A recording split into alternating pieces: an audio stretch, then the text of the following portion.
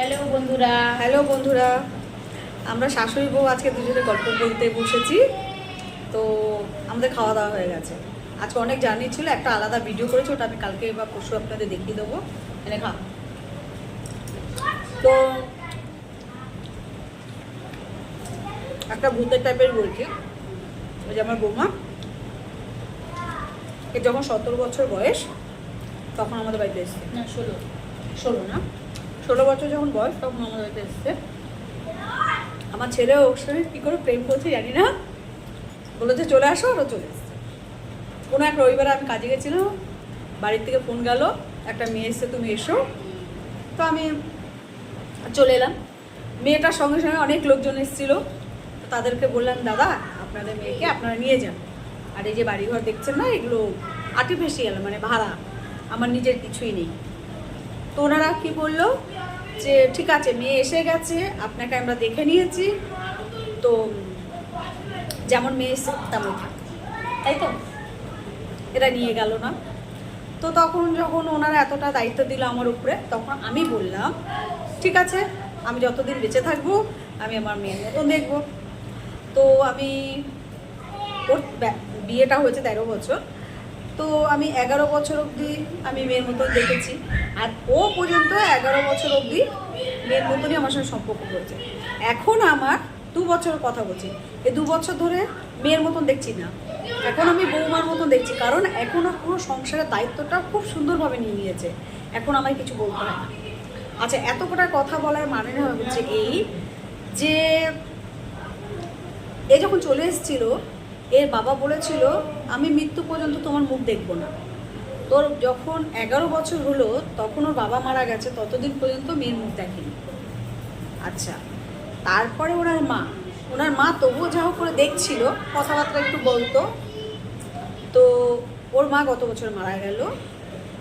গত বছর কত তারিখে মারা গেল? 21শে ফেব্রুয়ারিতে মারা গেছে। তো আমাদের এই 12ই মার্চ ওর মায়ের বার্ষিক কাজ, আর আমার অ্যানিভার্সারি। ঠিক আছে, যাই হোক, দুটো কথাই বলে দিলাম। তো এখন ঘটনা হয়েছে, ওর মা বলেছিল যে আমি যতদিন বেঁচে থাকবো আমার বাড়ির একটা তিকোন পয়সা পর্যন্ত তুই পাবি না। তো ওনারা সত্যি ওনাদের কথা বজায় রেখেছে, ওনারা যা বলেছে মুখে ওনারা তাই করেছে। তো ওর মা গত বছর মারা গেছে, 1 বছর হতে যাচ্ছে। 1 বছর হতে যাচ্ছে। ওর মা কপ দোষ করেছে বললি? 4 দোষ পেয়েছে। দুপুর 3টের সময়, 3:10 মারা গেছে মঙ্গলবার। আর খুব ভয়ানকভাবে দোষটা লেগেছে। সেই দোষটা কাটানো না হলে অনেক বিপদ। তার মধ্যে আমার স্বামীও অনেকবার ওনাকে দেখা পেয়েছে। কি করে সেটা তার বলা হলো। হ্যাঁ বলছি।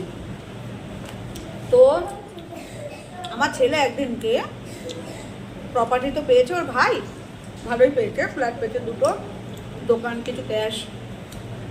আর প্রমোটাররা দয়া করে একে 300 স্কোয়ার ফিটের একটা ফ্ল্যাট দিয়েছিল, কিন্তু এর 300 স্কোয়ার ফিটের ফ্ল্যাটে তো হবে না, ওর 2টো ছেলে।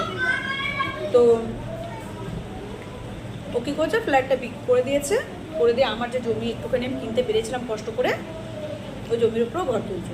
এবার ওর ঘর তোলা হয়ে গেল, আমি ওপরে টিন দিয়ে পাড়িয়ে, যেইভাবে পাড়িয়ে আমি ঘর করে দেবো, কিন্তু বৌমার টাকাটা নিয়ে তো আমি করতে পারি না।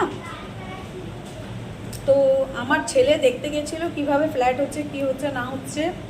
যখন আমার ছেলে গেল, তখন আমার ছেলে মনে করলো যে কেউ মনে হয় আমার ছেলেকে বাবু ধাক্কা মেরে দিচ্ছে।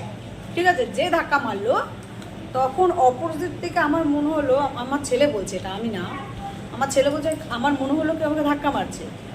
আর অন্য দিক থেকে দেখা গেল যে আমার ছেলেকে কেউ মনে হাত দিয়ে টেনে তুলে নিল আর বলল যে বাবু তুমি এসছো। আচ্ছা, এই কথাটা যখন এসে বললো, আমি তো হেসেই ফেললাম যে আনাপ সানাপ কথা বলছে, আমি তো হেসেই ফেলেছি। বৌমা এসে বললো যে মা এরকম এরকম ব্যাপার হয়েছে, আমি হেসে বলেছি হ্যাঁ তোমাদের ভুল ভাবনা, চিন্তা ভাবনা, এটাই বলছিলাম। কিন্তু গত 4-5 দিন হবে, কতদিন হবে, 1 সপ্তাহ বেশি। গত 1 সপ্তাহ বেশি বেশি তো হবে, কম না। আমাদের দুটো রুম ওদিকে আছে, ছেলেটার দিকে দুটো রুম, আমরা একটা রুমে থাকি, আর ওইদিকে দুটো রুম। একটাতে বৌমা দুটো বাচ্চা থাকে, আর একটাতে আমার ছেলে থাকে শুয়ে। তো আমার ছেলে রাত্রেবেলা নানা রকম স্বপ্ন দেখে, ওর শাশুড়িকে দেখে, তারপরে দেখে যে বলছে বাবু আমার কাজটা উদ্ধার করে দাও, আমার দোষ লেগেছে দোষটা কাটিয়ে দাও, আমার ছেলে তো ঠিক মতন করবে না কোনো কিছু, তুমি একটু দায়িত্ব নিয়ে ভালোভাবে করে দাও।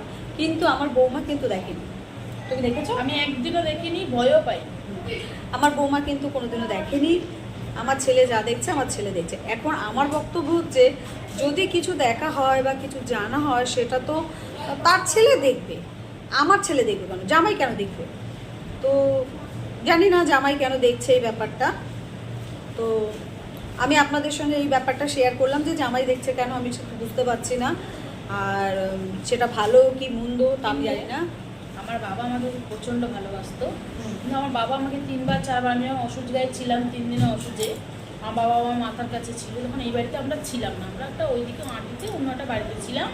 মাথার কাছে এসে একবার দুবার দেখা দিয়েছে, একবার স্বপ্নে দেখেছে ঠাকুমার বাড়ি, আমাদের গ্রামের বাড়ি অনেক বড় গোষ্ঠী নিয়ে সেই বাড়িতে বড় একটা অনুষ্ঠান হচ্ছে। সেখানে আমার বাবা আমাকে, মানে আমরা পুরো ফ্যামিলি গেছিলাম, মানে আমার ছেলেপুলেদের আমি দেখে, কিন্তু আমার বরকে দেখেছি, দেখলাম ঠাকুমার সাথে বসে আলোচনা করছিল। বাবাকে দেখেছি অনেকবার, মানে ফিল করেছি যে বাবাকে আমি দেখেছি, কিন্তু আমার মাকে আমি কোনোদিনও দেখা পাইনি। আমার বর দেখা পাচ্ছে, স্বপ্ন দেখাচ্ছে, মানে ওকে ও ঘুমাতে পারছে না ঠিক, মানে বারবার এরকম বলছে তো ঘুমাতে পারছে না। হ্যাঁ, আমার ছেলে কতদিন ঘুমাচ্ছে না, চোখ টোক ঢুকে গেছে, কীরকম অবস্থা ওর, মানে বক বক বক বক করে যাচ্ছে।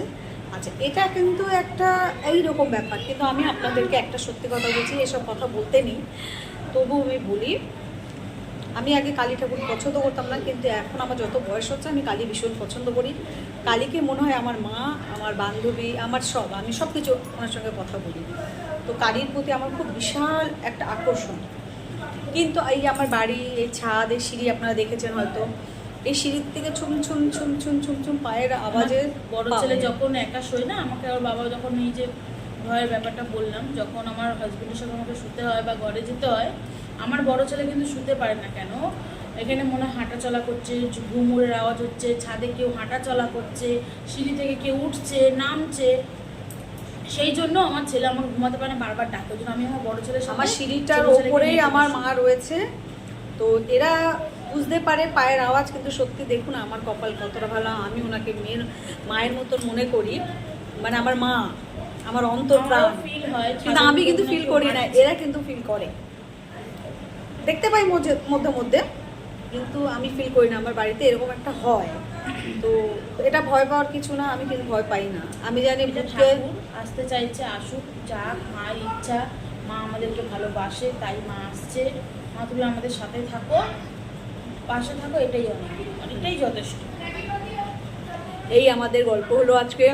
কালকে সকালবেলা থেকে আমার নাতিদের জন্মদিন 3 জনের, আমি মেয়েকে আনতে গেছিলাম, তার ভিডিওটা আছে, আমি দেখাবো আপনাদের পরে, 2-3 দিন পরে দেবো ওটা।